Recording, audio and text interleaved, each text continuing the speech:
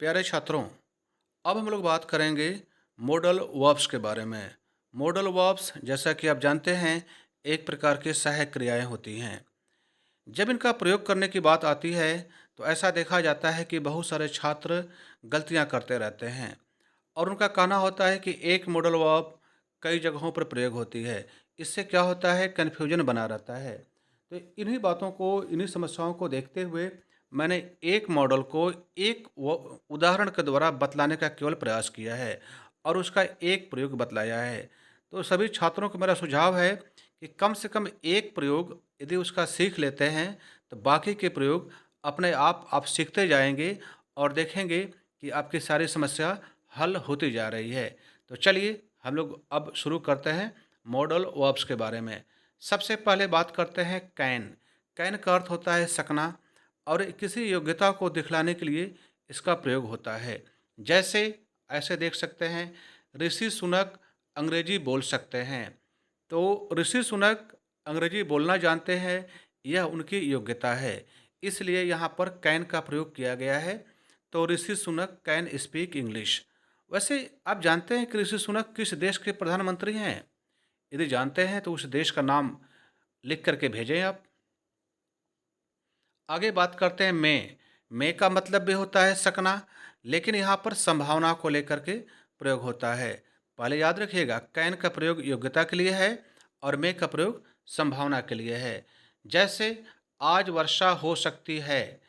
तो आज वर्षा हो सकती है, इसकी अंग्रेजी में यदि अनुवाद करना हो आपको तो इसका होता है इट मे रेन टुडे।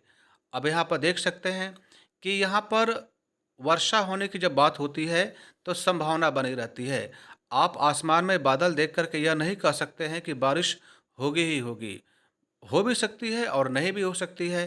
तो इसलिए इट मे रेन टुडे, यह आपका वाक्य इस प्रकार अनुवाद करते हैं और मे का प्रयोग करते हैं। तो कैन योग्यता के लिए और अ, मे का अर्थ भी सकना होता है लेकिन संभावना के लिए। आगे बात करते हैं शैल। शैल का अर्थ होता है गा, गी, गे। इसका प्रयोग होता है आई और वी के साथ। जैसे उदाहरण के द्वारा हम लोग समझेंगे, आज हम लोग आज रात वहाँ जाएंगे। तो we shall go there tonight.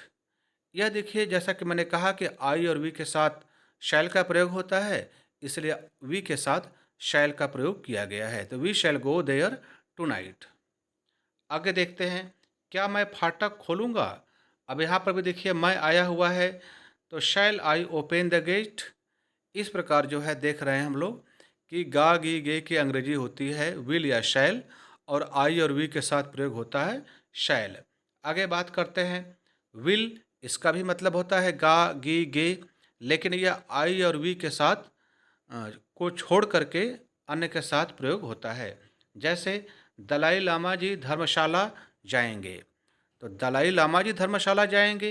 अब यहाँ पर जो है दलाई लामा जी एक वचन है, या कह सकते हैं कि आई और वी नहीं है। तो इसलिए दलाई लामा जी विल गो टू धर्मशाला। बस आपका वाक्य प्रयोग हो गया। अर्थात आई और वी के साथ शैल और बाकी के साथ विल का प्रयोग करते हैं। वैसे मैं यहाँ पर एक बात बतलाना चाहूँगा, धर्मशाला एक जिला का नाम है। क्या आप जानते हैं कि धर्मशाला भारत के किस राज्य में एक जिला है? यदि जानते हैं तो कमेंट करके आप हमको बतलाएं। Ought to. ऑट टू का अर्थ होता है चाहिए या नैतिक कर्तव्य के लिए होता है। अब इसका हम लोग एक उदाहरण के द्वारा समझते हैं, तुम्हें अपने देश से प्रेम करना चाहिए। तो इसको अंग्रेजी में यदि अनुवाद करना हो तो you ought to love your country. बस आपका वाक्य बिल्कुल सही है। अब तुम्हें अपने देश से प्रेम करना चाहिए, यह किसी भी नागरिक का नैतिक कर्तव्य होना चाहिए कि जिस भी देश में रहता है उस देश से प्रेम करना चाहिए। और यदि ऐसा नहीं करता है तो भी उसको कोई दंड तो नहीं मिलता है, लेकिन उसकी नैतिकता बहुत कमज़ोर मानी जाती है।